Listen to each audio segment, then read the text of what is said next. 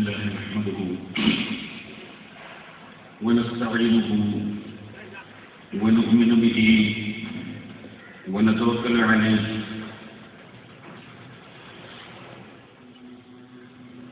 من يهده الله فلا مضل له ومن يضلل فلا هادي له نشهد أن لا إله إلا الله وحده لا شريك له ونشهد أن محمدا عبده ورسوله اللهم صل وسلم وبارك على رسولك وحبيبك سيدنا محمد وعلى آله وأصحاب سيدنا ومولانا محمد وعلى جميع الأنبياء والمرسلين والآل والصحابة أجمعين أما بعد أعوذ بالله من الشيطان الرجيم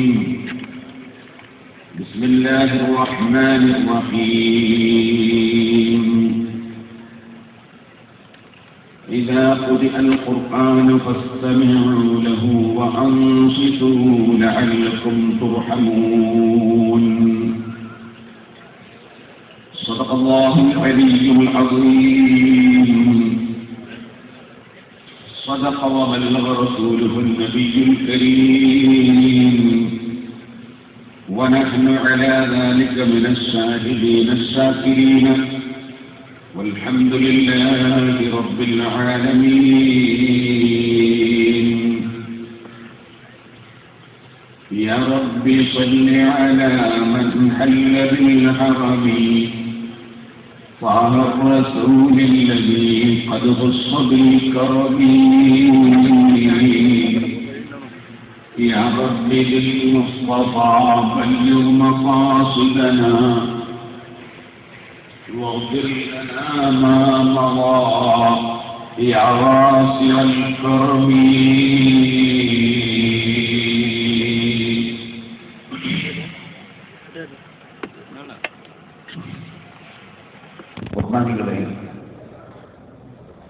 അല്ലാഹുവിന്റെ മഹത്തായ അനുഗ്രഹം കൊണ്ട്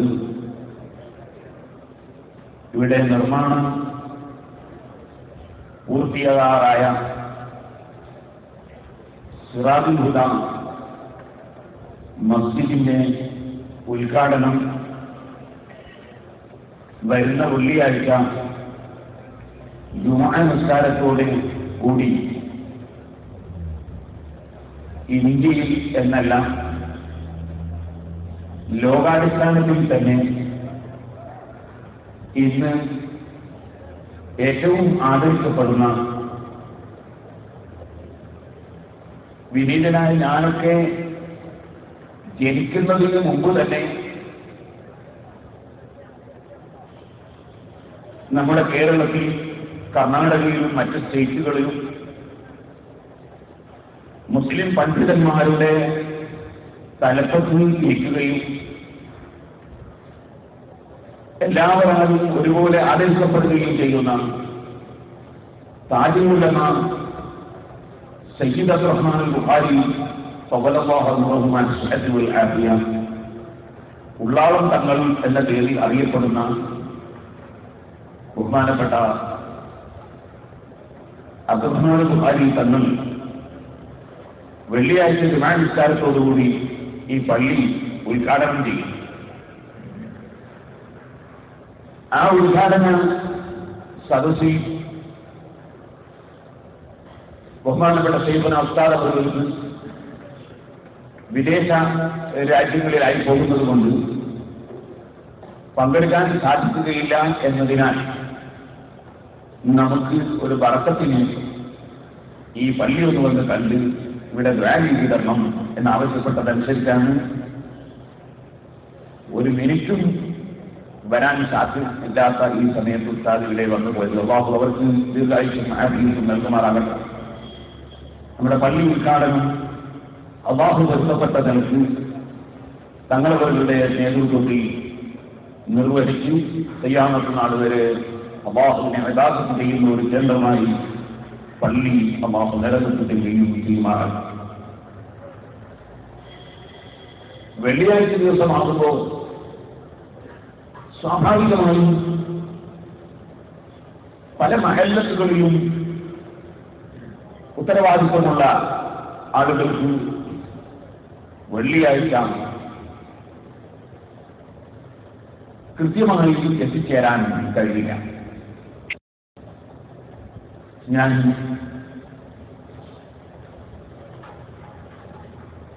നമ്മളുമായി സഹകരിക്കുന്ന ചില നേതാക്കളെ ക്ഷണിച്ചപ്പോൾ ഒന്നുകിൽ ജുമാന്റെ മുമ്പ് ഞങ്ങൾ വന്നു പോകും, അല്ലെങ്കിൽ ജുമാ കഴിഞ്ഞിട്ട് ഇൻഷാ അല്ലാഹ് തങ്ങളുടെ ദുആയിൽ പങ്കെടുക്കാൻ വേണ്ടി ആ സമയത്ത് ഞങ്ങൾ എത്തും എന്നൊക്കെ പറഞ്ഞു വരുന്നു. കാരണം വെള്ളിയാഴ്ചയാകുമ്പോൾ നാട്ടിലൊക്കെ ഉത്തരവാദിത്തങ്ങളുള്ളവരുണ്ടാകും. അപ്പോൾ ഈ പള്ളിയുടെ നിർമ്മിച്ച് ജുമാ നിർവഹിക്കുമ്പോൾ അതിനെ സംബന്ധിച്ച് പൊതുജനങ്ങൾക്ക് അറിവ് നൽകാനുള്ള ഒരു വേദി വെള്ളിയാഴ്ച ഇൻഷാ അല്ലാഹ് ജുമാക്ക് ശേഷം അസർ വരെ ഏകദേശം അസറിന്റെ അടുത്തോളം വയറു പറയും, തങ്ങളവരുടെ നേതൃത്വത്തിൽ ദിക്ർ ചൊല്ലും, ദുആ നടക്കും. നമ്മളൊരു ദിക്ർ ഹൽക്കായി മാസത്തിൽ നടക്കാൻ ബാക്കിയുണ്ട്. തങ്ങളെ കൊണ്ട് ദുആ ചെയ്യിപ്പിച്ചിട്ട് ദിക്റും സലാത്തും ഒക്കെ ഉണ്ടാകും. പരിശുദ്ധ റമദാനിലെ ഒരു വെള്ളിയാഴ്ച ഉള്ളാള തങ്ങളുടെ ഒരു ദുആ നമ്മുടെ നാട്ടിലും നമ്മുടെ പള്ളിയിലും നമുക്ക് ലഭിക്കുക എന്നത് ഒരു വലിയ ബർക്കത്താണ്. അതിനുള്ള അവസരങ്ങളുണ്ടാകും. പക്ഷേ കുറേയേറെ വിഷയങ്ങൾ സംസാരിക്കാൻ അപ്പോൾ സമയം കിട്ടുകയില്ല, പ്രത്യേകിച്ച് റമദാനും ആകുമ്പോൾ. അതുകൊണ്ട് പള്ളി ഉദാഹരണത്തിന് മുമ്പ് ഒരു ദിവസം ജുമുഅ, പള്ളി, വഖഫ്, ജമാഅത്ത് തുടങ്ങിയ വിഷയങ്ങളെ സംബന്ധിച്ച് ഒരു ചെറിയ പ്രസംഗം നടത്താമെന്ന് മനസ്സിലാക്കിയാണ് ഈ വേദി സംഘടിപ്പിച്ചിട്ടുള്ളത്. അതുകൊണ്ട് പറയുന്ന വിഷയങ്ങൾ നന്നായി ശ്രദ്ധിച്ച് മനസ്സിലാക്കണം എന്ന് ആമുഖമായി വിനയത്തോടുകൂടി ഓർമ്മിപ്പിക്കുകയാണ്.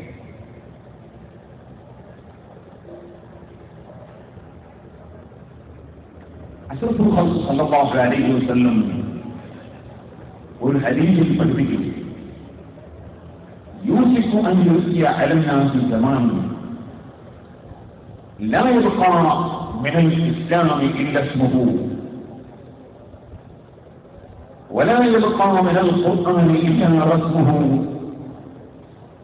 مساجدهم عامرة وهي خراب من الهدى علماؤهم شر من تحت أديم السماء من عندهم تخرج الفتنة وفيهم تعود. എന്താണ് ഈ ഹദീസിന്റെ അർത്ഥം? ഒരു കാലഘട്ടം വരാനിരിക്കുന്നു, അന്നും ഇസ്ലാമിന്റെ പേരല്ലാതെ അവശേഷിക്കുന്നില്ല. ഇസ്ലാം, മുസ്ലിം എന്ന പേരും ഉണ്ട്, പക്ഷേ ഇസ്ലാമിന്റെ സംസ്കാരം ഇല്ല, ഇസ്ലാമിന്റെ ആശയങ്ങൾ ഇല്ല, മുസ്ലിമിന്റെ സംസ്കാരവും ചിന്തയും പ്രവൃത്തിയും ഇല്ല. അങ്ങനെ പേരിന് മാത്രം മുസ്ലിമായി ജീവിക്കുന്ന ഒരു കാലം. ولا يبقى من القرآن إلا رسمه. ഖുർആനിൽ നിന്ന് അതിന്റെ വരികളല്ലാതെ അവശേഷിക്കുന്നില്ല. ഖുർആനിൽ എഴുത്തവിടെയുണ്ട്, പക്ഷേ ഖുർആൻ ഓതുന്ന ആളുകൾ ഇല്ല, ഖുർആൻ അനുസരിച്ച് ജീവിക്കുന്നവർ ഇല്ല. ഖുർആൻ അതിന്റെ ലിപികൾ, വരികൾ അവിടെ അവശേഷിക്കും. മസാജിദുഹും ആമിറ, നല്ല പരിപാലനമുള്ള പള്ളികൾ ഉണ്ട്. പള്ളിക്ക് കുറവൊന്നും ഇല്ല, ധാരാളം പള്ളികൾ. അതിൽ വളരെ പരിപാലനം നടത്തുന്ന വിധത്തിൽ തന്നെയുണ്ട്.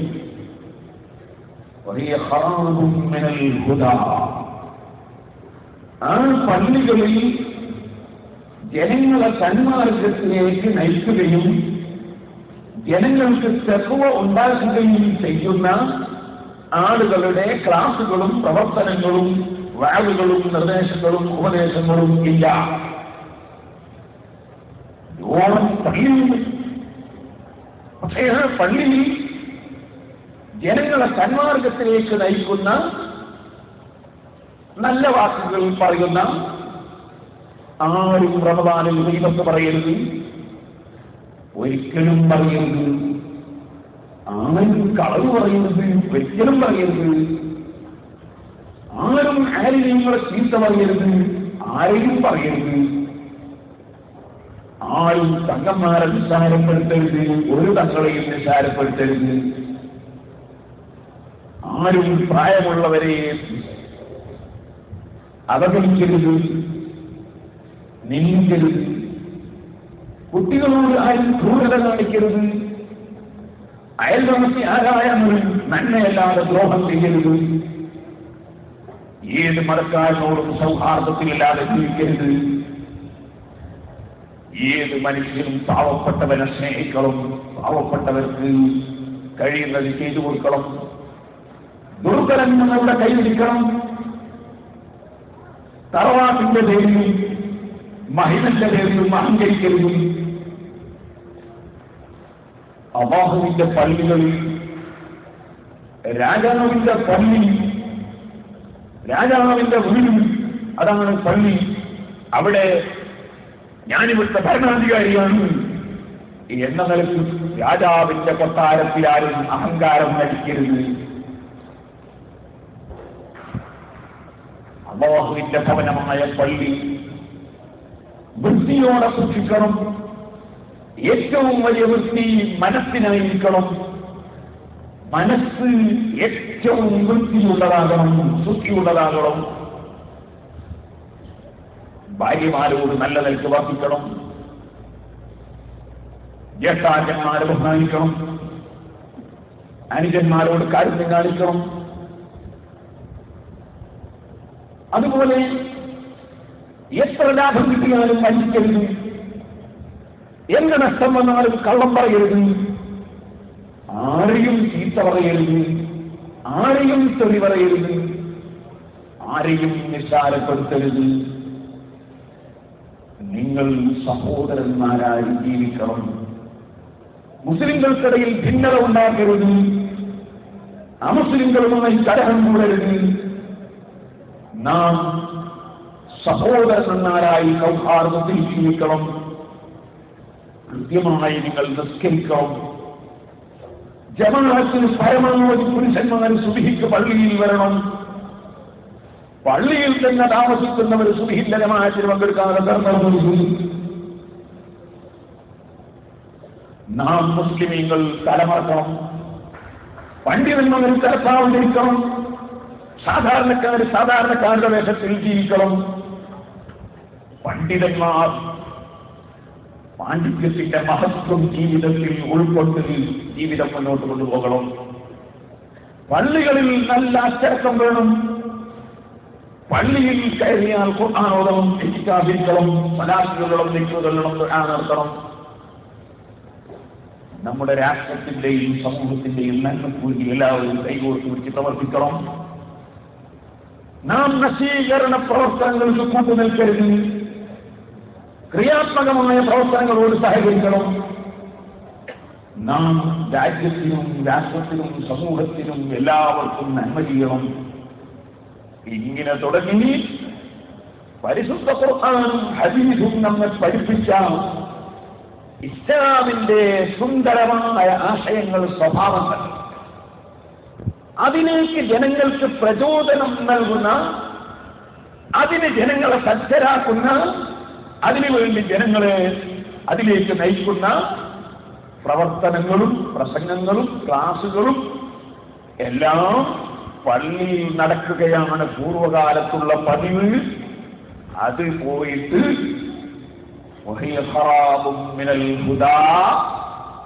സന്മാർഗത്തിലേക്ക് നയിക്കുന്ന പണ്ഡിതന്മാരുടെ പ്രസംഗങ്ങളും സന്മാർഗത്തിലേക്ക് നയിക്കുന്ന ദിക്റുകളും സലാത്തുകളും ഹൽഖകളും അൽക്കൽ ബോധനം ഖുർആനോദലും ഇത്തികാഫിലും ഒന്നും ഇല്ലാതെ പള്ളികളിൽ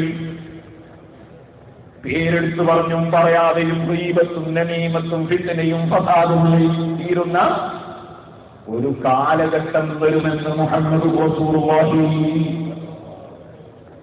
വഹിയ ഖറാബുൻ മിനൽ ഹുദാ.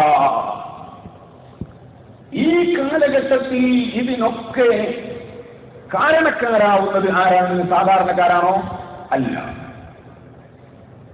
ആരാണ് ഇതിനൊക്കെ കാരണക്കാരാകുന്നത്? അല്ലാഹുവിന്റെ റസൂൽ പറഞ്ഞു, ഉലമാഉഹും ശർറു മൻ തഹ്ത അദീമിസ് സമാഅ.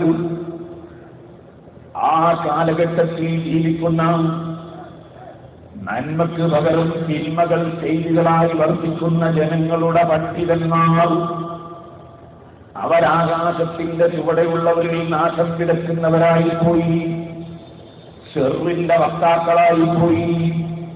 ഉലമാഉഹും ശർറു മൻ തഹ്ത അദീമിസ് സമാഅ മിൻ ഇൻദിഹിം തഖ്റുജുൽ ഫിത്നതു വഫീഹിം തഊദ്.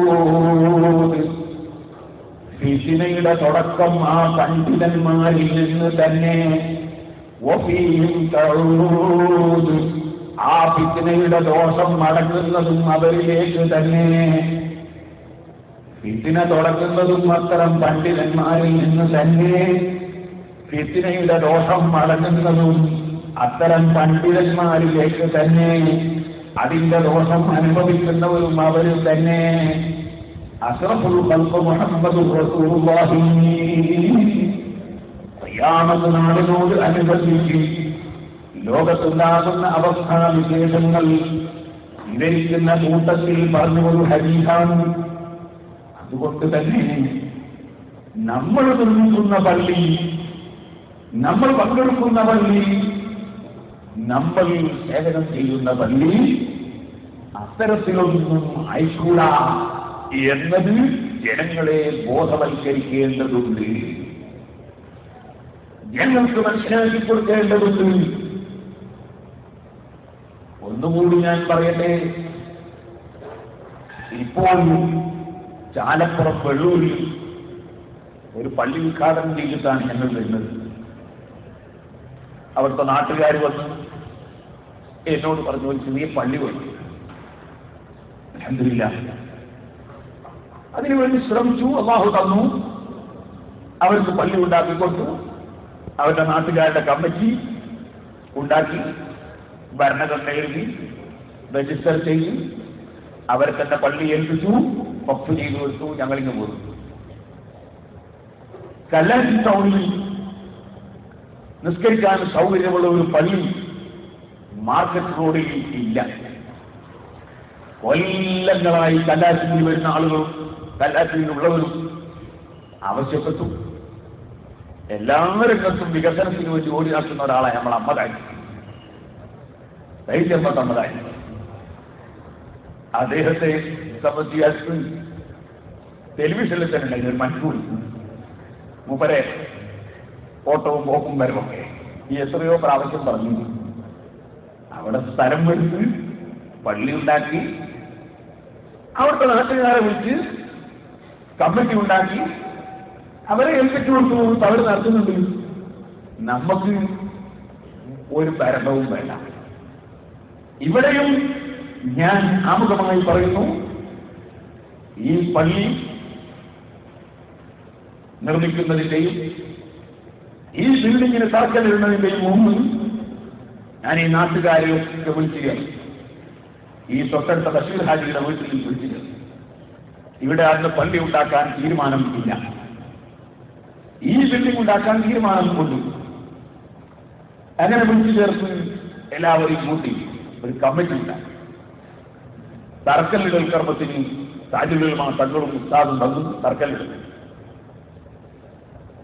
പിന്നെയും ഇവിടെ പല പ്രവർത്തനങ്ങളും 7 ദിവസത്തെ വയറ് ഒരു കൊല്ലം, പിറ്റേ ദിവസം പിന്നെ 7 കൊല്ലത്തെ വയറൊക്കെ നടത്തി. എല്ലാവർക്കും പറയുന്നതാണ്. ആ വകയിലൊന്നും ഒരു 5 പൈസയിൽ ഞാൻ ആഗ്രഹിച്ചിട്ടുമില്ല, ആരോട്ട് തന്നിട്ടുമില്ല, തരേണ്ടതുമില്ല. ഞാൻ പറഞ്ഞു വരുന്നത് ഇത് അതിനു വേണ്ടിയൊന്നുള്ള പൈസ. അങ്ങനെ ഇവിടെയുള്ള പരിസരവാസികളായ 10-40ഓളം വീട്ടുകാരിൽ ഒപ്പിട്ടു ഒരു നിവേദനം. ഇവിടെ ഞങ്ങൾക്കൊരു പള്ളി ഉണ്ടാക്കി തരണം, നിങ്ങളിവിടെ സ്ഥലം എടുത്തപ്പോൾ ഞങ്ങൾക്ക് വാങ്ങു കേൾക്കാം, ഞങ്ങൾക്ക് പള്ളി കാണാം, നിസ്കരിക്കാനൊക്കെ മനസ്സിലാക്കിയിട്ട് നിങ്ങളിപ്പം ബിസിനസ്സിന് വേണ്ടി ബിൽഡിംഗ് ഉണ്ടാക്കുകയാണ്, അത് പറ്റില്ല, ഞങ്ങൾക്ക് ഒരു പള്ളി വേണം എന്ന് ഈ പ്രദേശത്തുകാരായ ആളുകൾ പറഞ്ഞപ്പോ ഞാൻ പറഞ്ഞാൽ പോരാ, എഴുതി തരണോ. അങ്ങനെ അവർ എഴുതി ഒപ്പിട്ട് കൊണ്ടുവന്നു. ഈ തൊട്ട വീട്ടിൽ ഈ വീട്ടിൽ താമസിച്ച ഒരു ഉമ്മ ഉണ്ട്. ഞാൻ ഈ ഉമ്മാനെ ഇവരെ കണ്ടില്ല, ഞാൻ കേട്ട വീടാണ്. ആ ഈ ഉമ്മ പലപ്പോഴും പറയും, നിങ്ങൾ ഇവിടെ പള്ളി ഉണ്ടാക്കുന്ന ഞങ്ങൾക്ക് ബാങ്കുവെക്കാൻ വിചാരിച്ചല്ലോ. അങ്ങനെ ഇവിടെയുള്ള മുസ്ലിങ്ങളും അമുസ്ലിങ്ങളും ഒക്കെ ഇവിടെ ഒരു പള്ളി വേണം എന്ന് ആഗ്രഹിക്കുകയും കുറെ ആളുകൾ എഴുതി ഒപ്പിട്ട് ആവശ്യപ്പെടുകയും അതിൽ അതായിരിക്കുന്ന തങ്ങൾ അതിന് നേതൃത്വം കൊടുക്കാനുണ്ട്. അതുപോലെ മറ്റ് ഒരുപാട് ശീലന്മാരും നേതാക്കളും സാധാരണക്കാരും, അതുപോലെ നമ്മുടെ മമ്മു ഹാജി, അബ്ദുള്ള ഹാജി, അബ്ദുറഹ്മാൻ ഷഹീദ്, ഇവിടെ ഒരുപാട് ആളുണ്ട്, കുഞ്ഞാലി ഹാജി, ഇങ്ങനെ തുടങ്ങി ഒരുപാട് ആളുകളുണ്ട്. എല്ലാവരും പേര് പറഞ്ഞില്ല, ഖാലിദ്, ബഷീർ, ബഷീർ, അങ്ങനെ തുടങ്ങി ഒരുപാട് ആളുണ്ട്. ഞാൻ ഒന്ന് രണ്ടാളെ പേര് പറഞ്ഞു. അങ്ങനെ ആവശ്യപ്പെട്ടപ്പോൾ ഇവിടെ ഒരു പള്ളി നിർമ്മിക്കാൻ കാരണമായി. അല്ലാഹുവിന്റെ തൗഫീഖ് കൊണ്ട് സിറാജുൽ ഹുദയുടെ കീഴിൽ ഏകദേശം 70ഓളം പള്ളികൾ നിർമ്മിച്ചിട്ടുണ്ട്. അതിൽ ഒന്ന് മാത്രമാണ് ഇവിടെ എന്നുള്ളത്. കൊയിലാണ്ടി ടൗണിൽ ബസ് സ്റ്റാൻഡിന് നേരെ ബാക്കിൽ ഇതിനേക്കാളും വലിയ പള്ളി ഉണ്ടാക്കിയിട്ടുണ്ട്. അവിടെ 3 നിലയിലും പിന്നെ മേലെ ടെറസിലും മുറ്റത്തൊക്കെ ആളുകൾ നിന്ന് നിർമ്മിക്കുകയാണ്. പേരാമ്പ്ര ബസ് സ്റ്റാൻഡിന്റെ തൊട്ട് അപ്പുറത്തൊരു മുജാഹിദ് പള്ളി, ഇപ്പുറത്തൊരു ജമാഅത്ത് ഇസ്ലാമിന്റെ പള്ളി, മധ്യത്തിൽ നമ്മളെ പള്ളി. അവിടെയും 1000-ലധികം ആളുകൾ കേൾക്കുന്നുണ്ട്.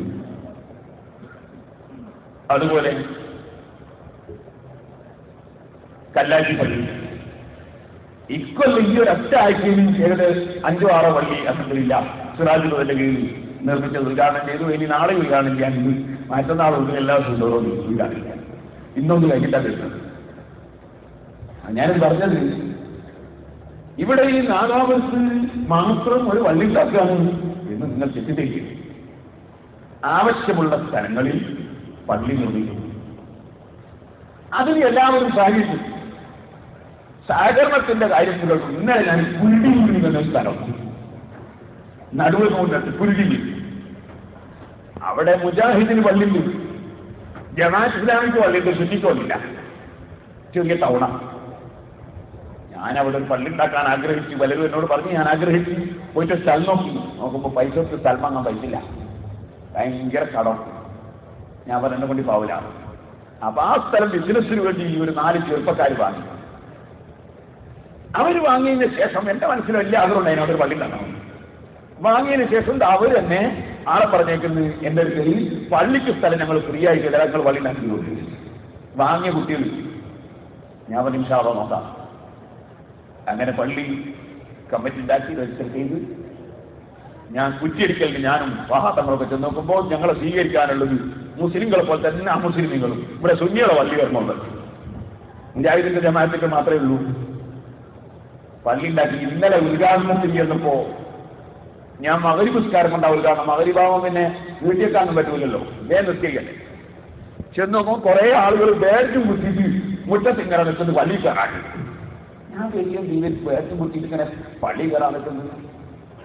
പള്ളി നിറയെ ആളും ചെയ്യാൻ പറ്റുന്ന പള്ളിയിൽ ആൾ നിറഞ്ഞു പോയിട്ട് കൊണ്ട് കയറാൻ പറ്റാത്തതുകൊണ്ടായിരിക്കും മനസ്സിലാക്കി. ഞാനൊന്നും പറഞ്ഞില്ല. കയറി ഇറങ്ങും എന്നോട് ഞാൻ ബാറ്റ് കുത്തിക്കുന്ന മനോജിന് സന്തോഷിച്ചു. ഇങ്ങനെ ഹിന്ദുക്കളാണ് ആ വേർഡ് കുത്തിക്കുന്ന വണ്ടിയന്മാരുന്നത്. അപ്പൊ കുറെ ഹിന്ദുക്കൾ വേർഡ് കുത്തിയിട്ട് പള്ളി ഉദ്ഘാടനത്തിന് വണ്ടിയന്മാരായി. ഞാൻ സ്റ്റേജ് മരിക്കുമ്പോൾ ഞങ്ങൾക്കെല്ലാം പലഹാരം കൊണ്ടുവരുന്നത് അവരെയാണ്. സ്റ്റേജ് കയറിയിട്ട് വീഡിയോയിലും പിടിച്ച് ഫോട്ടത്തിലും പോയി. ഞാൻ വെറുതെ പറയല്ല, ആർക്കും പോകണമെന്ന് വീഡിയോയിൽ തോട്ടം കാണിച്ചു. ആ രൂപത്തിലാണ് സൗഹാർദ്ദപരമായി നാം ഏത് പ്രദേശത്തും പള്ളിയും മറ്റ് സ്ഥാപനങ്ങളും ഒക്കെ ഉണ്ടാക്കി പ്രവർത്തിക്കുന്നത്. നാദാപുരത്തിൽ ഞാനൊരു സംഭവം പറയട്ടെ. നാദാപുരത്തെ കുറിച്ച് ഒരു മോശമായ ധാരണ പുറം നാടുകളിൽ പത്രങ്ങളിലൂടെയും മറ്റും ഉണ്ടായത് തിരുത്തൽ നമുക്ക് അനിവാര്യമാണ്. അത് ഇൻഷാ അല്ലാഹ് തിരുത്തുകയും. നാദാപുരം ഒരു നല്ല നാടാണ്, ഒരു മോശമായ പ്രദേശമല്ല. അത് നമ്മുടെ രാജ്യമാണ്. നാദാപുരത്ത് ദാറുൽ ഹുദയിൽ ഇപ്പൊ നിങ്ങൾക്ക് നോക്കും, ദാറുൽ ഹുദന്റെ പള്ളിന്റെ അപ്പുറത്ത് ഒരു ബിൽഡിംഗ് ഉണ്ട്. അതിന്റെ ബേക്കിൽ നോക്കിയാൽ കുട്ടികൾ ഹരിയാനയിൽ നിന്നും ഡൽഹിയിൽ നിന്നും ഒക്കെ വന്ന കുട്ടികളും നമ്മുടെ നാട്ടുകാരായ കുട്ടികളും അഗതികളും അനാഥകളും ബോർഡിംഗ് സ്കൂൾ പഠിക്കുന്ന കുട്ടികളും ഒക്കെ അലക്കുന്ന സ്ഥലവും ദിവസത്തെ കുട്ടികളൊക്കെ അലക്കുന്ന സ്ഥലം ആരതാ? അത് കുഞ്ഞിരാമൻ മാസ്റ്റർ സ്ഥലം കുഞ്ഞിരാമൻ മാസ്റ്റർക്ക് നമ്മൾ വില കൊടുത്ത് വാങ്ങിയില്ല. ഞാൻ ചോദിച്ചു നിങ്ങൾ എനിക്ക് വിൽക്കുവോ? അമ്മ പറഞ്ഞേക്കുന്ന സ്ഥലം വിൽക്കണ്ട, അതുകൊണ്ട് വിൽക്കൂല.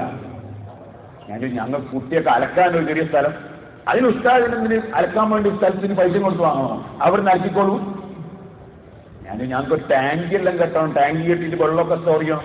ടാങ്കിങ്ങൾ വാർത്തോളൂ, എന്റെ സ്ഥലത്ത് കല്ലും വെച്ച് അലക്കിക്കോളൂ. സോപ്പിന്റെ വെള്ളം എല്ലാവൂലേ വേണ്ടേ?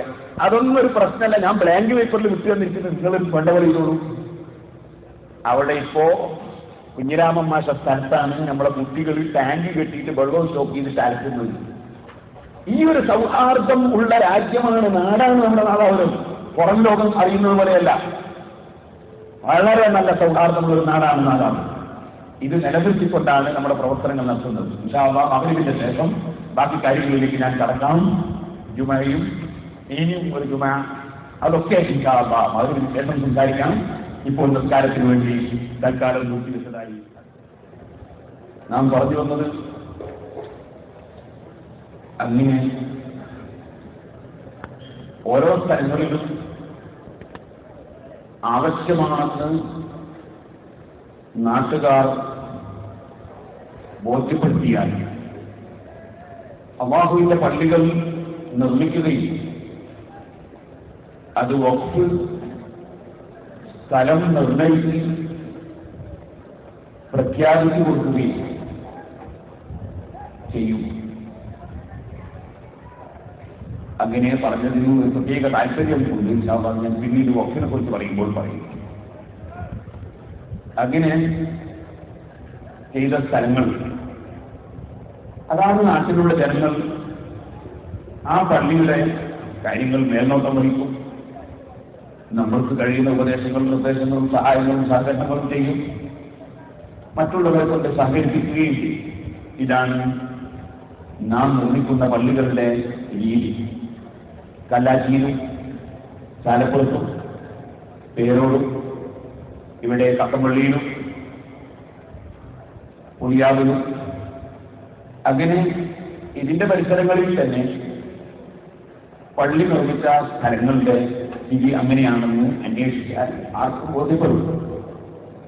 ഇപ്പോഴാ മൂലയിൽ ഇരിക്കുന്ന ആള് വളയത്തുകാരൻ, അദ്ദേഹത്തിന്റെ നാട്ടിൽ ഒരു പള്ളിയുടെ പണി നടത്തുന്നു. പണി പൂർത്തിയായില്ലെങ്കിലും റമദാനിൽ അവർക്ക് നിസ്കരിക്കണമെന്നാണ് തോന്നുന്നത്. അതിന് ഒരു ദിവസം അവിടെ വരെ പോകാൻ എനിക്ക് സമയം കിട്ടാത്തതുകൊണ്ട് അതിന് സമയം വാങ്ങാൻ വേണ്ടി കാത്തിരിക്കുകയാണ്. അവരുടെ നാട്ടുകാർ ആ പള്ളിക്ക് കമ്മിറ്റി സുദർശനമായത്തിന്റെ ആദർശത്തിലായി അവർ ആ പള്ളി നടത്തിക്കൊണ്ടുപോകണം. അല്ലാതെ എനിക്ക് അവിടെ പോയി നിസ്കരിക്കാൻ കഴിയില്ല, നടത്താൻ കഴിയില്ല. അങ്ങനെയാണ് സിറാജുലുലയുടെ കീഴിൽ ഞങ്ങൾ നിർമ്മിച്ച പള്ളികളൊക്കെ. ഇവിടെയും ഈ പള്ളി ഇവിടെ നിർമ്മിച്ച് എനിക്കിവിടെ നിസ്കരിക്കാൻ വരാൻ സാധാരണങ്ങൾക്ക് സാധിക്കില്ല. അല്ലെങ്കിൽ ആ പോകും ചിലപ്പോൾ കയറിക്കൂടാനില്ല. ഈ പള്ളി ഇത് ഈ നാട്ടുകാർക്ക് വേണ്ടി, മറ്റു നാട്ടുകാർക്ക് വേണ്ടി ഇബാദത്ത് ചെയ്യാൻ നിർമ്മിക്കപ്പെട്ടതാണ്. ഇൻഷാ അല്ലാഹ് ഈ പള്ളിയുടെ നിർമ്മാണ പ്രവർത്തനം പൂർത്തിയായി.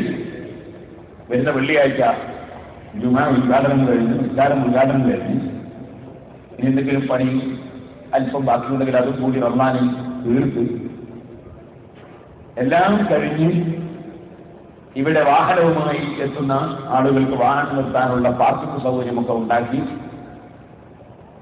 റമദാൻ കഴിഞ്ഞതിന് ശേഷം ഈ പ്രദേശങ്ങളിലും ചുറ്റുഭാഗത്തുമായി ഉള്ള നാട്ടുകാരുടെ വീടുകളിലൊക്കെ കത്ത് കൊടുത്ത് നാദാപുരം മഹല്ലിൽ വീടുകളിലൊക്കെ അച്ചടിച്ചു കൊടുത്ത് എല്ലാവരെയും കൂട്ടി യോഗം വിളിച്ച് അവിടെ വെച്ച് ഇത് നോക്കി നടക്കാനുള്ള ഇപ്പോൾ ഒരു കമ്മിറ്റി ഉണ്ടാക്കിയത് ഉണ്ട്.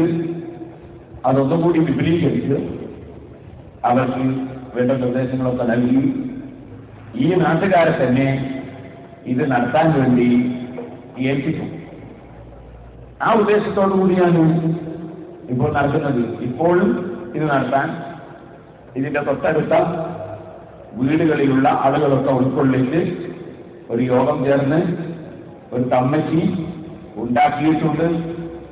അതിന്റെ പ്രസിഡന്റായി അഖിലുബൈത്തിൽപ്പെട്ട ഈ പ്രദേശത്തുകാരനായ ഒരു തങ്ങളെയാണ് ആളുകൾ തെരഞ്ഞെടുത്തത്. വൈസ് പ്രസിഡന്റായി ഇതിന്റെ തൊട്ടടുത്തുള്ള പ്രായം ചെന്ന ഹാജിമാരിൽ ആണ് തെരഞ്ഞെടുത്തത്.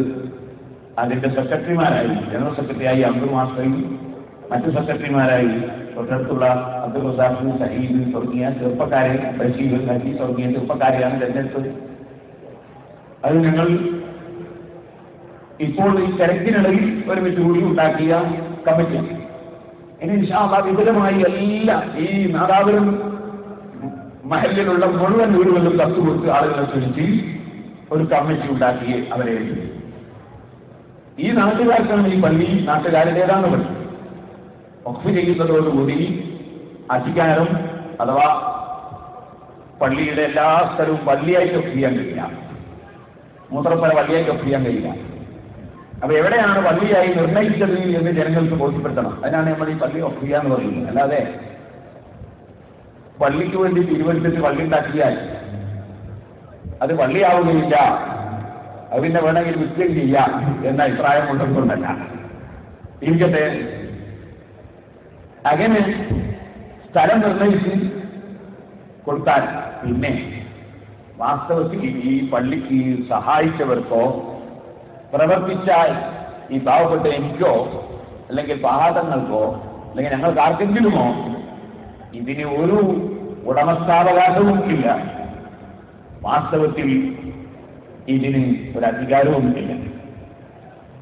ഞാനിപ്പോ ചാലപ്പുറത്ത് പ്രസംഗിക്കുമ്പോഴും പറഞ്ഞു, ഇന്നലെയും പ്രസംഗവും പറഞ്ഞു, പള്ളി അള്ളാഹുവിന്റെ വീടാണ്.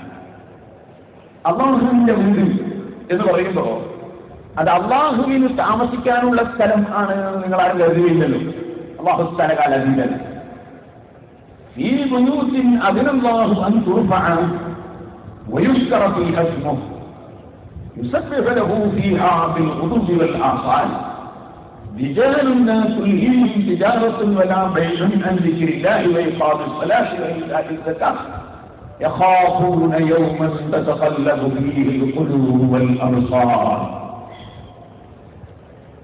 അല്ലാഹുവിന്റെ വീടുകൾ, പള്ളികളെ സംബന്ധിച്ച് ഖുർആൻ പറയുന്ന ചില വീടുകൾ അതിനല്ലാഹു അൻ തുർഫഅ, അത് ഉയർത്താൻ അല്ലാഹു അനുമതി കൊടുത്തിരിക്കുന്നു. പടച്ചവന്റെ വീടുണ്ടാക്കാൻ പടച്ചവൻ അനുമതി കൊടുത്തിരിക്കുന്നു. ഇനി ആരാണ് അനുമതി നൽകേണ്ടത്? അല്ലാഹു അനുമതി കൊടുത്തിരിക്കുന്നു. അതിനല്ലാഹു അൻ തുർഫഅ വയുസ്കറ ഫീഹാ ഇസ്മുഹു, പള്ളിയിൽ അല്ലാഹുവിന്റെ പേര് ഉച്ചരിക്കപ്പെടാൻ അല്ലാഹു അനുമതി കൊടുത്തിരിക്കുന്നു. ബാങ്ക് വിളിക്കാൻ, നിസ്കരിക്കാൻ, ദിക്ർ ചൊല്ലാൻ ഒക്കെ അല്ലാഹു അനുമതി കൊടുത്തിരിക്കുന്നു. നമ്മുടെ പള്ളികളിൽ പഴയ കാലത്ത് യാ ഹന്നാൻ യാ മന്നാൻ യാ ദയ്യാൻ യാ സുബ്ഹാൻ യാ റബ്ബ് യാ നൂർ യാ ഹഖ് യാ മുബീൻ യാ ദാഇം യാ ദാഇം യാ ഹൂ യാ ദാഇം, ഇങ്ങനെ അല്ലാഹുവിന്റെ പേരുകൾ ധാരാളം വിളിക്കൽ കൊണ്ട് ഇപ്പോൾ അങ്ങനെ വിളിക്കുന്നുണ്ടോ? നമ്മുടെ പ്രദേശത്തുള്ള പള്ളികളിൽ ദിക്ർ ചൊല്ലുന്നുണ്ടോ നമ്മുടെ പ്രദേശങ്ങളിലുള്ള പള്ളികളിൽ എന്ന് നാം ചിന്തിക്കണം. ഒരു പക്ഷേ ആ ദിക്ർ ചൊല്ലുന്നില്ലെങ്കിൽ ഒരു ലാ ഇലാഹ ഇല്ലല്ലാഹ് എന്ന ദിക്ർ 1000 പ്രാവശ്യം ചൊല്ലണം എന്ന് ഞങ്ങൾ ആഗ്രഹിക്കുന്നു. ഞങ്ങളുടെ നാട്ടിലെ പള്ളി ഒന്ന് അനുവദിച്ചു തരുമോ?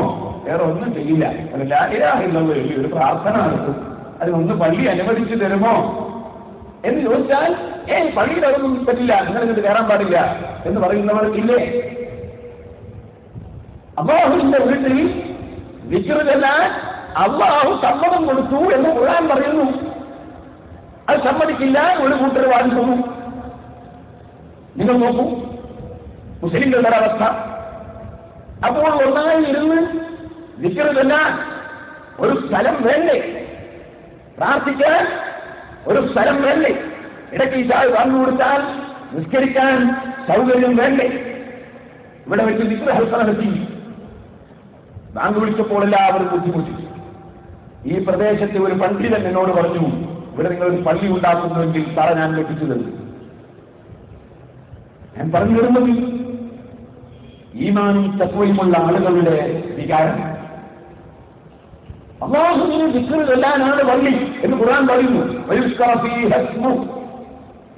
യുസബ്ബിഹു ലഹു ഫീഹാ ബിൽഗുദുവി വൽ ആസാൽ.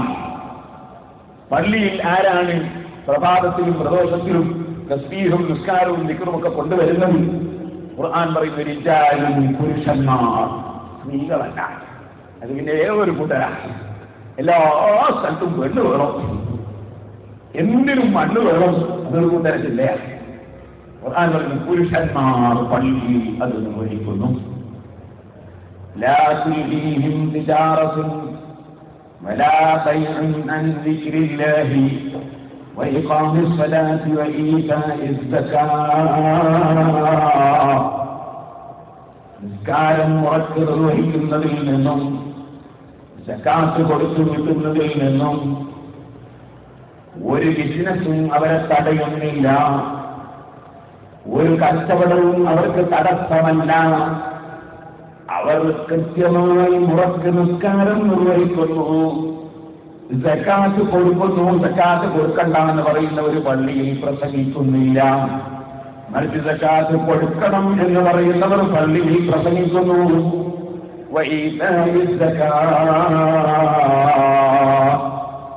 യഖാഫൂന യൗമൻ തതഖല്ലബു ഫീഹി ഖുലൂബു വൽ അബ്സാർ. അവർ ഭയപ്പെടുന്നത് ഹൃദയങ്ങളും മനസ്സുകളും കണ്ണുകളും ചിന്തയുമൊക്കെ പടച്ചു ചേരാറായി പോകുന്ന ഒരു ദിവസം കൊണ്ട് അത് ലോകത്തിന്റെ സൃഷ്ടാവിന്റെ അടുക്കൽ ഹാജരാക്കപ്പെടുന്ന ദിവസമാണ്. അവിടെ എന്റെ അവസ്ഥ എന്താണ്? അവിടെ എന്റെ നടപടിക്ക് ഉണ്ടാകുന്ന നടപടികൾ എന്താണ്? എന്റെ അടക്കവും ചലനവും ചോദ്യം ചെയ്യപ്പെടുമ്പോൾ എന്റെ മറുപടി എന്താണ്? പടച്ചവന്റെ മുമ്പിലേക്ക് ബോധിപ്പിക്കാനുള്ളത് എന്താണ്? എന്റെ രഹസ്യം പടച്ച റബ്ബിനറിയാമല്ലോ, എന്റെ പരസ്യം എന്റെ റബ്ബിനറിയാമല്ലോ. ആ റബ്ബിന്റെ മുമ്പിൽ ഞാൻ എന്ത് പറയും? ഒരിക്കലും ഒരു രാജാവിന്റെ കൊട്ടാരം ഭരിക്കാൻ അടിമക്ക് അധികാരമില്ല. ഏതെങ്കിലും ഒരു രാജാവിന്റെ കൊട്ടാരം അടിമക്ക് ഭരിക്കാൻ നിവൃത്തിയുണ്ടോ? ഞാനും ചില പള്ളി കമ്മിറ്റിയുടെ പ്രസിഡന്റും സെക്രട്ടറിയും ഖജാൻജിയും മെമ്പറൊക്കെ തന്നെയാണ്. പാവപ്പെട്ട ഞാൻ ഒരിക്കലും ധരിക്കുന്നില്ല, നിങ്ങൾക്കും ധരിക്കാൻ അവകാശമില്ല. ഞാൻ പള്ളിയുടെ ഭരണാധികാരിയാണെന്ന് ധരിക്കാൻ അവകാശമില്ല. കാരണം രാജാവിന്റെ വീട് ഭരിക്കാൻ അടിമക്കെന്താണ് അധികാരം? റബ്ബേ, ഒരൊറ്റ പള്ളിയുടെയും ഭരണാധികാരികളല്ല ഞങ്ങൾ. നിന്റെ പള്ളിക്ക് സേവനം ചെയ്യണമെന്ന് ആഗ്രഹിക്കുന്ന അടിമകളാണ്, ഉടമസ്ഥൻ നീയാണ്. ഞങ്ങളെ ഇത് പഠിപ്പിച്ചത് ഞങ്ങളെ നേതാവായ റഹ്മത്തുൽ ആലമീൻ മുഹമ്മദ് റസൂലുള്ളാഹി. അവിടുന്ന് മദീന രാജ്യത്തിന്റെ ഭരണാധികാരിയാണ്. അവിടുത്തെ തീരുമാനം ചോദ്യം ചെയ്യപ്പെടാത്ത തീരുമാനമാണ്. അനുയായികൾ അവിടുത്തെ വായിൽ നിന്ന് തുപ്പുമ്പോൾ പുറത്തേക്ക് വരുന്ന ഉമിനീര് അത് നമ്മുടെ ഉമിനീര് പോലെയല്ല. അതിൽ കസ്തൂരിയേക്കാൾ നല്ല സുഗന്ധമാണ്, പരിമളമാണ്. അത് തൊട്ട് പുരട്ടിയാൽ ചെങ്ങന്റെ രോഗം മാറുകയാണ്. അത് വയറ്റിലായാൽ വയറ്റിലെ അസുഖം മാറുകയാണ്. ഔഷധ ബീജമുള്ളതും അതേസമയം തന്നെ കസ്തൂരിയുടെ സൂര്യക്കാൾ സുഗന്ധമുള്ളതുമായ ഉമിനീര്. ആ ഉമിനീര് നബി സല്ലല്ലാഹു അലൈഹി വസല്ലം തങ്ങളുടെ ഉമിനീര് തുപ്പുമ്പോൾ അനുയായികൾ വന്ന് കൈ കാണിച്ചു കൊടുത്തു. കൈയിലേക്ക് ഏറ്റുവാങ്ങി ശരീരത്തിൽ പുരട്ടുന്നു എന്ന് ഇമാം ബുഖാരി സഹീഹുൽ ബുഖാരിയിൽ റിപ്പോർട്ട് ചെയ്യുന്നു. അത്രയും ആദരിക്കുന്ന അനുയായികളുള്ള നേതാവ് ഭരണാധികാരി. ആ ഭരണാധികാരി അല്ലാഹുവിന്റെ ദൃഷ്ടിയിലെത്തിയപ്പോൾ, ഓ സത്യവിശ്വാസികളെ, ഞാൻ കഴിഞ്ഞ തിരഞ്ഞെടുപ്പിന്റെ ദിവസം നാദാപുരത്തിൽ ഇതിന്റെ തൊട്ടടുത്തുള്ള റോഡിൽ ഞാൻ നിൽക്കുമ്പോ എന്റെ ഒരു സുഹൃത്ത് വന്ന് കൈപിടിച്ച് സംസാരിക്കുന്നതിനിടയിൽ അദ്ദേഹം പറഞ്ഞു, ഞങ്ങൾക്കൊരു പഴയ പള്ളിയുണ്ട്, അതിൽ നിങ്ങൾ അഡ്വൈസ് തരണം.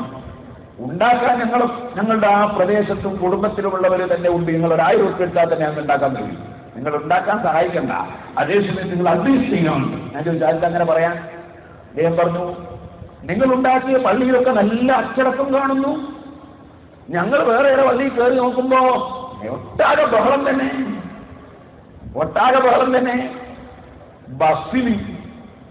ബസ്സിന്റെ മുന്നിൽ എഴുതിയിരിക്കും പുകവലി വിരോധം. എന്നിട്ടോ കയറി ഉടനെ തന്നെ ഡ്രൈവർ ചോദിക്കും വീടിയുണ്ടോ, സിഗരറ്റ് ഉണ്ടോ, കണ്ടക്ടർ ചോദിക്കും സിഗരറ്റ് ഉണ്ടോ, പിന്നെ ഈ ബസ്സിലുണ്ടോ എപ്പോഴെങ്കിലും പുകവലി വിരോധം നടപ്പാക്കാൻ കഴിയുന്നു. ഇതുപോലെ പള്ളികളിൽ ആത്മീയ നേതൃത്വം നൽകേണ്ടവർ തന്നെ പള്ളിയിൽ ബഹളപ്പെട്ടാൽ പിന്നെ പള്ളിയിലുണ്ടോ അച്ചടക്കം ഉണ്ടാക്കാൻ കഴിയുന്നു. ഈ വേദന കൊണ്ട് അദ്ദേഹം ചോദിച്ചാൽ അഡ്രസ്സൊന്നും ഞാനിപ്പോ പറയുന്നില്ല, നാദാവിദ്യാരനാണ്, നിങ്ങൾ അന്വേഷിക്കണമെന്ന് പറഞ്ഞു. ഞാൻ അദ്ദേഹത്തോട് പറഞ്ഞു, പള്ളി ഉദ്ഘാടന സന്ദർഭങ്ങളിൽ ഞങ്ങളെ പ്രസംഗം കേൾക്കണം. ഞങ്ങൾ വേറെ ആരെയും പോലീസിനെ കാണിച്ച് പേടിപ്പിച്ചിട്ടോ കോടതിയിൽ അയച്ചിട്ടോ വടിയെടുത്തിട്ടോ അടിക്കൂന്ന് പറഞ്ഞിട്ടോ ഒന്നും ആരെയും ഭീഷണിപ്പെടുത്തിയിട്ടല്ല ആളുകൾ അച്ചടക്കത്തിൽ കഴിയുന്നതിനെ. നിങ്ങൾ ജനങ്ങളോട് പറയും, ഇത് അല്ലാഹുവിന്റെ വീടാണ്. നിങ്ങൾ പോലീസ് സ്റ്റേഷനിൽ വെച്ച് ശബ്ദമുയർത്തി സംസാരിക്കുമോ? നിങ്ങൾ കോടതിയിൽ വെച്ച് ശബ്ദമുയർത്തി സംസാരിക്കുമോ? നിങ്ങൾ അതുപോലെ ഏതെങ്കിലും സ്ഥലങ്ങളിൽ വെച്ച് ഒരു ഡിപ്പാർട്ട്മെന്റ് ഓഫീസിൽ ശബ്ദമുയർത്തി സംസാരിക്കുമോ? എന്നാൽ അതിനേക്കാളെല്ലാം എത്രയോ ബഹുമാനിക്കേണ്ട സ്ഥലം, വെള്ളവും ഭക്ഷണവും വായുവും ആരോഗ്യവും എല്ലാം തന്ന് പോറ്റി വളർത്തുന്ന രാജാവിന്റെ വീടല്ലയോ? ആ വീട്ടിൽ മൗനം പാലിക്കേണ്ടതല്ലയോ? അവിടെ സംസാരം ഒഴിവാക്കേണ്ടതല്ലയോ?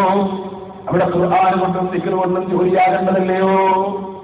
അതുകൊണ്ട് തന്നെ ശബ്ദിക്കരുത്, സംസാരിക്കരുത്, അച്ചടക്കം വേണം. ഈ ജനങ്ങൾക്ക് ഞങ്ങൾ പറഞ്ഞു കൊടുക്കുന്നു എന്നല്ലാതെ ആരെയും ഭീഷണിപ്പെടുത്തിയിട്ടല്ല. അത് ഞങ്ങൾക്കോട്ട് സാധ്യമല്ല. ഞാൻ അദ്ദേഹത്തോട് പറഞ്ഞു, ഇവിടെ ഞാൻ പറയട്ടെ, ആരും ഭരണാധികാരികളല്ല അല്ലാഹുവിന്റെ വീട്ടിലെ അടിമകൾ. നോക്കൂ, അഷ്റഫുൽ ഖൽഖ് സല്ലല്ലാഹു അലൈഹി വസല്ലം പള്ളിയിൽ വരുന്നു. ഗ്രാനൈറ്റ് പതിച്ച പള്ളിയല്ല, ടൈൽസ് ഒട്ടിച്ച പള്ളിയല്ല, മറിച്ച് ഈത്തപ്പനയുടെ കഷ്ണങ്ങൾ കുത്തനെ വെച്ചിട്ടുള്ള ചുമരാണ്. ആ ചുമരുള്ള പള്ളിയിലേക്ക് അല്ലാഹുവിന്റെ റസൂല് വന്നപ്പോ ഞാൻ പറഞ്ഞില്ലേ, നബിയുടെ ഉമിനീര് പോലും തൊട്ട് പുരട്ടുന്ന അനുയായികളുള്ള നേതാവ്, ഭരണാധികാരി ആ നബി സല്ലല്ലാഹു അലൈഹി വസല്ലം തങ്ങൾ വന്നു നോക്കുമ്പോ പള്ളിയുടെ ചുമരിൽ കഫം കാണുന്നു. ഇമാം ബുഖാരി റിപ്പോർട്ട് ചെയ്യുന്നു, النبي صلى الله عليه وسلم نخامة في جدار المسجد. പള്ളിയുടെ ചുമരിൽ കാർപ്പിച്ചിരുത്തിയ കഫം അല്ലാഹുവിന്റെ റസൂൽ കാണുന്നു. ഉടനെ എന്ത് ചെയ്യൂ? എവിടെയാ മുസ്ലിക്കാം? എവിടെ? മറ്റേയാളും ചോദിച്ചോ? ഇല്ല, ഭരണാധികാരിയായ ലോക നേതാവായ സയ്യിദുൽ അവ്വലീന വൽ ആഖിരീൻ മുഹമ്മദുർ റസൂലുള്ളാഹി സ്വല്ലല്ലാഹു അലൈഹി വസല്ലം ഫഅഖദ ഹസൻ, ഒരു ചരക്കല്ലിന്റെ കഷ്ണം ഇങ്ങോട്ട് എടുത്തു, ഒരു കല്ലിന്റെ പാളി ഇങ്ങോട്ട് കയ്യിലെടുത്തു. അവിടുത്തെ കൈ കൊണ്ട് ചുമരിൽ നിന്ന് ആ കഫം ആരോ കാർപ്പിച്ചു തുപ്പി ഉണങ്ങിക്കിടക്കുന്ന കഫം അല്ലാഹുവിന്റെ റസൂലിന്റെ കൈ കൊണ്ട് ചുരണ്ടിക്കളഞ്ഞു. ഇതെന്റെ രാജാവിന്റെ വീടാണ്, ഇതെന്റെ രാജാവിന്റെ വീടാണ്, ഇതെന്റെ ഉടമസ്ഥന്റെ വീടാണ്. അവിടുത്തെ കഫം പരണ്ടുക എന്നതാണ് അടിമത്വത്തിന്റെ പ്രകടനം. ഇത് ലോകത്ത് കാണിച്ച മുഹമ്മദ് റസൂലുള്ളാഹി സ്വല്ലല്ലാഹു അലൈഹി വസല്ലം തങ്ങളുടെ അനുയായികളാകണം. പള്ളി കമ്മിറ്റിയുടെയും പ്രസിഡന്റുമാര്, സെക്രട്ടറിമാര്, മുത്തവല്ലിമാര്, ഖജാൻജിമാര്, മെമ്പർമാര്, ഖാദിമാരും, മുഅദ്ദിനീങ്ങൾ, പണ്ഡിതന്മാരും, മുഅല്ലിമീങ്ങൾ, മുദരിസീങ്ങൾ ഒക്കെ മനസ്സിലാക്കണം, ഇത് അല്ലാഹുവിന്റെ വീടാണ്. നമുക്ക് സ്വറ പറയാനുള്ള സ്ഥലമല്ല, നമുക്ക് ലോഡ്ജ് പോലെ വെറും താമസത്തിന് ഉപയോഗിക്കാനുള്ള സ്ഥലമല്ല, നമുക്ക് സിഗരറ്റ് വലിക്കാനുള്ള സ്ഥലമല്ല, നമുക്ക് അങ്ങോട്ടും ഇങ്ങോട്ടും കുറ്റം പറയാനുള്ള സ്ഥലമല്ല, നമുക്ക് ഗീബത്ത് പറയാനുള്ള സ്ഥലമല്ല. നമീമത്ത് പറയാനുള്ള സ്ഥലമല്ല, ഇത് അല്ലാഹുവിന്റെ വീടാണ്. ഈ ബോധം വേണം മുസ്ലിം സമുദായത്തിന്, ഈ ബോധം വേണം. അതുണ്ടാക്കണം. അതുണ്ടാക്കിയെങ്കിലേ നമ്മുടെ സമുദായം രക്ഷപ്പെടും. അള്ളാഹു ബഹുമാനിച്ചതിനെ ബഹുമാനിക്കാതെ അള്ളാഹു നമ്മളെ ബഹുമാനിക്കില്ല. അള്ളാഹു ബഹുമാനിച്ചതിനെ ബഹുമാനിച്ചെങ്കിലേ അള്ളാഹു നമ്മളെ ബഹുമാനിക്കുള്ളൂ. ഈ ബോധം നമുക്ക് വേണം. അതുകൊണ്ട് തന്നെ ഞാൻ പറയട്ടെ, നാം പള്ളികൾ നിർമ്മിച്ചാൽ അവിടുത്തെ ഭരണാധികാരികളാണ് ഞങ്ങൾ എന്ന ധാരണ നമുക്കില്ല. മറിച്ച് പ്രദേശവാസികളായ ആളുകളെ വിളിച്ച് അവരെ നോക്കി നടക്കാൻ വേണ്ടി ഏൽപ്പിച്ചു കൊടുക്കും. അവരാ ഉത്തരവാദിത്തം ഭംഗിയായി നിർവഹിക്കും. കലാശിയിൽ ടൗണിൽ പള്ളി ഉണ്ടാക്കി, ഞങ്ങൾക്ക് വേറൊരു ലക്ഷ്യമില്ല. അവിടുത്തെ നിക്കാഹിന്റെ പണമൊക്കെ ഞങ്ങളെ വീട്ടിൽ വരണം എന്ന ആഗ്രഹം ഇല്ല. പിന്നെ വേറെന്തെങ്കിലും മരിച്ച വകയിലോ ജനിച്ച വകയിലോ എന്തെങ്കിലും വീട്ടിൽ കിട്ടണോ ആഗ്രഹം ഇല്ല. അതുകൊണ്ട് തന്നെ കലാശിയിൽ ജുമ സ്ഥാപിച്ചു. ആളുകൾക്കൊക്കെ വന്ന് ജുമ സ്കരിക്കാം, മറ്റു നിസ്കാരം സ്കരിക്കാം, സന്തോഷത്തോടെ പോകാം. ആരോടും എടുക്കടാ 10 രൂപ 25 എന്നെ കൊണ്ടാ എന്ന് പറയുന്നത് 25 ഇവിടെ ഉണ്ടാവില്ല. മറിച്ച് അല്ലാഹുവിന്റെ പൊരുത്തത്തിന് വല്ലവർക്കും ധർമ്മം ചെയ്യണോ, അതിന് സൗകര്യമുണ്ടാവും. ധർമ്മം ചെയ്യണ്ടെന്നല്ല, ധർമ്മം ചെയ്യാൻ വയറ് പറയും, ഇങ്ങനെ പറയും, ധാരാളം കൊടുക്കണം ഞങ്ങൾ ഇങ്ങനെ പറയും. അതിനായത്ത് വരെ ഇതൊക്കെ തിരിക്കും. എന്നാൽ കൊണ്ടാന്ന് പറഞ്ഞ് വാങ്ങുന്ന പരിപാടിയില്ല. കാരണം ഇഖ്ലാസില്ലാത്ത സദഖ കൊണ്ട് കൊടുത്തവന് പ്രതിഫലം ഇല്ല, പിടിച്ചു വാങ്ങിയവൻ പറഞ്ഞവന്റെ അടുക്കൽ ശിക്ഷിക്കപ്പെടുകയും ചെയ്യും. അതുകൊണ്ട് അത്തരം പിരിവുകൾ ഇല്ല. മറിച്ച് ശാന്തമായ അന്തരീക്ഷം. ഈ ശാന്തമായ അന്തരീക്ഷത്തിൽ പള്ളിയിൽ ആളുകൾ നിസ്കരിച്ചു കൊടുക്കും. നിക്കാഹൊക്കെ മുമ്പ് നടത്തുന്നവർക്ക് തന്നെ നടത്താം. അതുപോലെ മരിച്ച വീട്ടിലും ജനിച്ച വീട്ടിലും ഒക്കെ ആവശ്യമുള്ളത് അവർക്ക് തന്നെ നടത്താം. അതിലൊന്നും നമ്മൾ ആരും പങ്കുചേരാനുമില്ല, കൂടാനുമില്ല, അവകാശം നീതിക്ക് വാങ്ങാനുമില്ല, കയ്യേറാനുമില്ല. അതിന്റെ യാതൊരു ആവശ്യവും ഇല്ല. അല്ലാഹു അതിൽ നിന്നൊക്കെ നമ്മെ രക്ഷപ്പെടുത്തിയിരിക്കുന്നു. ഞാൻ പറഞ്ഞു വരുന്നത്, ഈ രൂപത്തിൽ ധാരാളം പള്ളികൾ ആവശ്യമുള്ള സ്ഥലങ്ങളിൽ നിർമ്മിച്ചുകൊണ്ടിരിക്കുന്നു. അതിന്റെ ഒരു ഭാഗമായിട്ടാണ് നാദാപുരത്തും ഈ പള്ളി നിർമ്മിച്ചത്. ഇത് നാദാപുരത്ത് മാത്രം ചെയ്ത ഒരു വിഷയം എന്ന് ആരും തെറ്റിദ്ധരിക്കരുത്.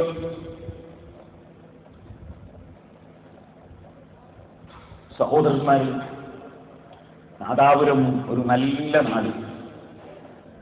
പക്ഷെ ഞാനൊരു ചെറിയ സംശയം ചോദിക്കട്ടെ. നാദാപുരം പ്രദേശവാസികളായ മുസ്ലിമീങ്ങളൊക്കെ തന്റെ ഇടമുള്ളവരല്ലേ?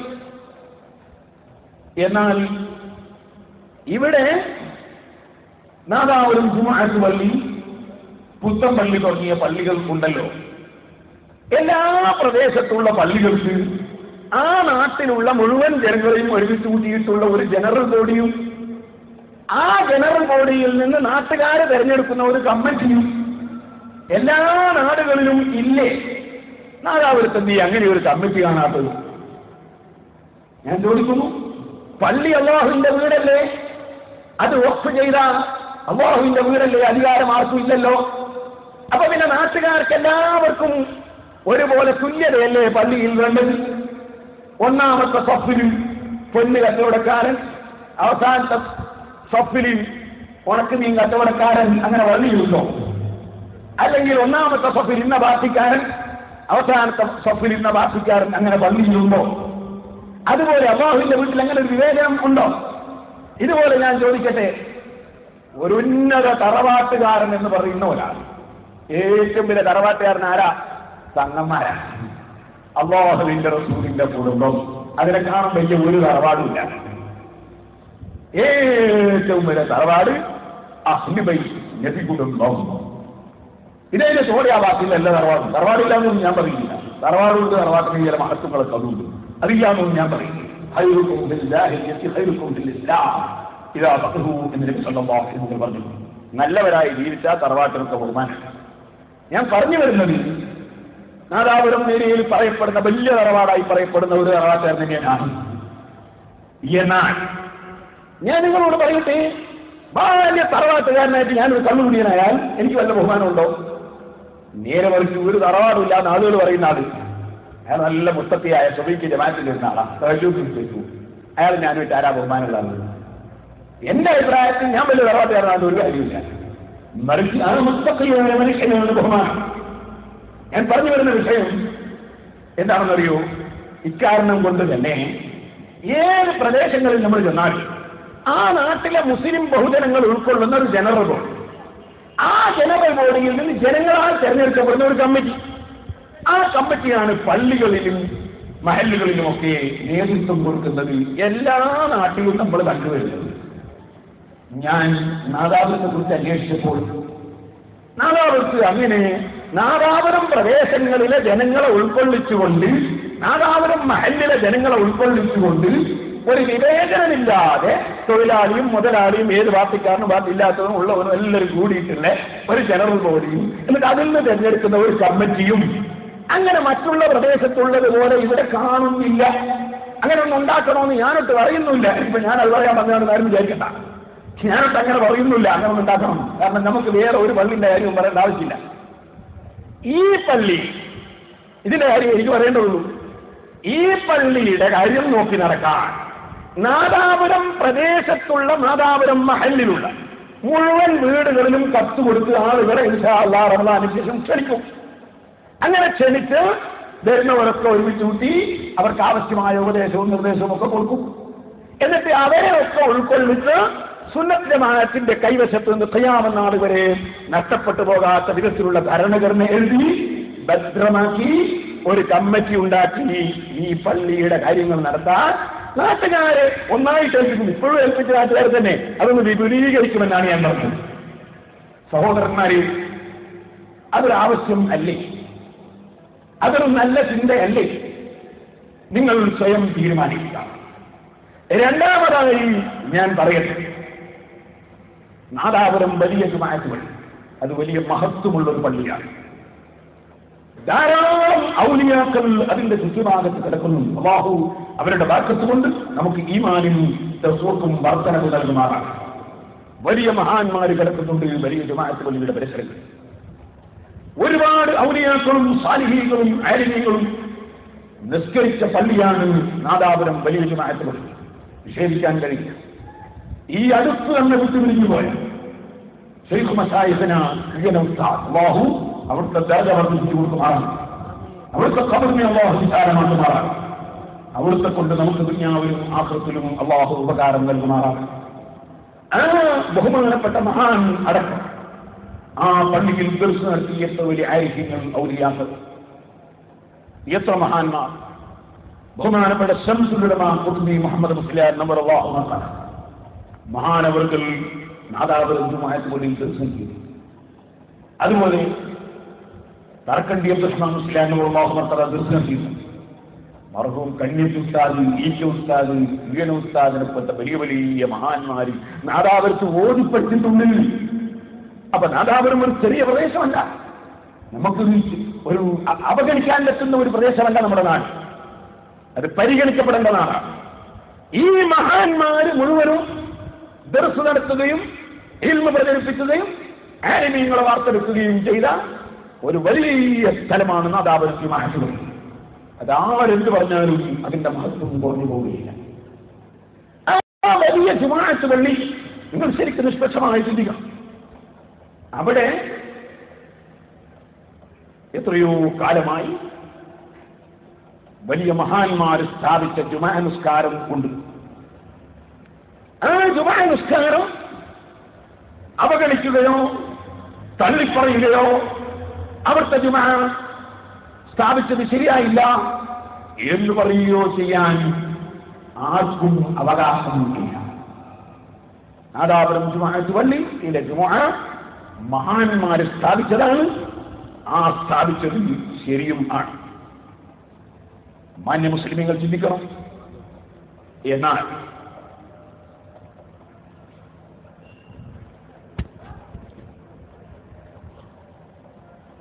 സഹോദരന്മാര്, അവിടെ ജുമാ നടന്നുകൊണ്ടിരിക്കുമ്പോൾ പഴയ കാലത്ത് ഇതിന്റെ ചുറ്റുഭാഗങ്ങളിൽ കുമ്മങ്കോട്, കക്കമ്പള്ളി, പുറമേ കല്ലാച്ചി, അങ്ങനെ തുടങ്ങി ചാലപ്പുറം, വെള്ളൂർ, ഇങ്ങനെ തുടങ്ങി ഏകദേശം എല്ലാ പ്രദേശത്തുള്ള ജനങ്ങളും നാദാപുരം ജുമാഅത്ത് പള്ളിയിൽ ഒരൊറ്റ ജുമായിലാണ് പങ്കെടുക്കാറുള്ളത്. വേഷന്മാരോട് ചോദിച്ചു, അല്ലേ അബ്ദുള്ളാജി? അങ്ങനല്ലേ? അങ്ങനെ എല്ലാവരും നാദാണ്. ഈയങ്കോട്, അഹമ്മദാക്കര, എങ്ങനെ തുടങ്ങി എത്രയോ. ആ നാദാപുരം ജുമാഅത്ത് പള്ളിയിൽ എല്ലാവരും പങ്കെടുത്തിരുന്ന ഒരു കാലം. പിന്നെ എന്തുണ്ടായി? പിന്നെ ആളുകൾ പഴയ കാലം പോലെ ആരോഗ്യവും സൗകര്യവും ഒക്കെ കുറഞ്ഞു. പണ്ടും ഇന്നത്തെ വ്യത്യാസമുണ്ട്. എൻ്റെ വാപ്പ പറഞ്ഞ എനിക്ക് ഓർമ്മ എല്ലാ ദിവസവും പടയിലേക്ക് നടന്നിട്ട് പോകും, വൈകുന്നേരം തിരിച്ചു വരുള്ളൂ. എനിക്കത് മനസ്സിലാക്കില്ല. എല്ലാ ദിവസവും പടയിലേക്ക് നടന്നു പോകും, വൈകുന്നേരം തിരിച്ചു. ഞാൻ എൻ്റെ ജീവിതത്തിൽ 46 കൊല്ലമായിട്ട് ഇതുവരെ എനിക്ക് സാധിച്ചില്ല ഒരു ദിവസം പോയാൽ. അപ്പൊ പഴയ ആളുകളെ പോലെ നമ്മൾ കൊണ്ടാവില്ല. നാദാപുരത്ത് ജുമാഅത്ത് പള്ളിന്റെ തൂൺ JCB ഒന്നുമില്ല, അന്ന് ചേതനൂരും ഇല്ല. അന്ന് വലിയ മഹാന്മാര് അവരുണ്ട്, നല്ല ആരോഗ്യമുള്ള മനുഷ്യന്മാരുണ്ട്. അവർ തൂണെടുത്ത് വെച്ചു. ഇപ്പൊ നമ്മളെ കൊണ്ട് എടുക്കാനാവില്ല.